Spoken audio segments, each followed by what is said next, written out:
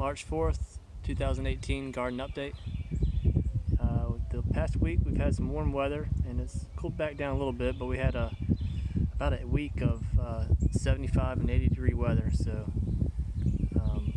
all the weeds started growing and a couple of other garden things started popping up, so I figured it's time to get out here and put a dent in the maintenance part of it so I can be ready for the spring. I did a quick harvest and quick bed prep for some asparagus. I just got a bunch of corn salad and some dandelions and my first harvest of my asparagus.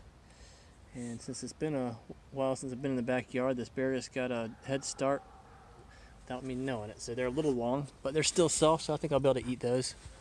But the rest of the ones I'm going to let keep growing and let them hardy up, because this is the first year I've harvested them, or I planted them last year.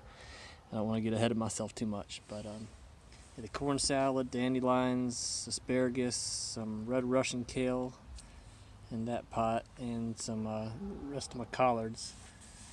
Collards are starting to get a flower, so I'm not going to be able to get too many more out of those.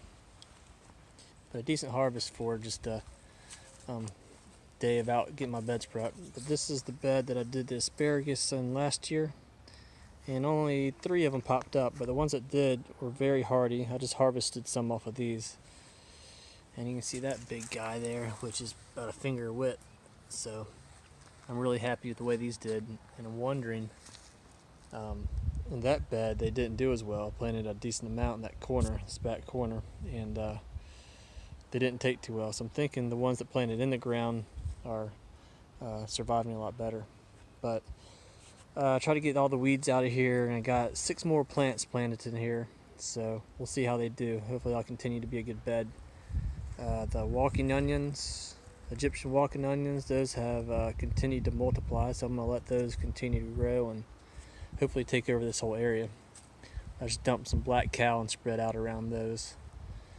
The dandelions are going good. I just harvested some of the flowers. The red Russian kale, that wintered well, so I got some harvest off of those. But this perennial beds, it's been a slow work in progress, and I'm not getting in a hurry, so I'm just watching what works and what doesn't work and just going with the flow.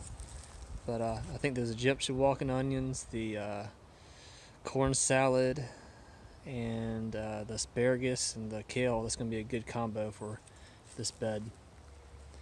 The collards, the ones that survived, which is most of them, are continuing to go. They're just starting to get a flower. So I'll probably be pulling these out and getting a bunch of kale planted in here, and maybe a head start on some perpetual spinach or some other varieties.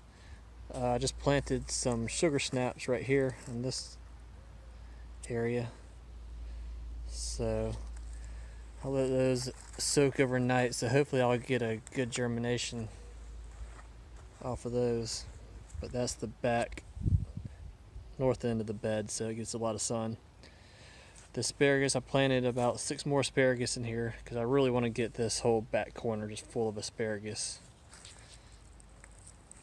I went ahead and raked the beds and got it prepped, so I should be able to keep the weeds down pretty well until I get the rest of this planted.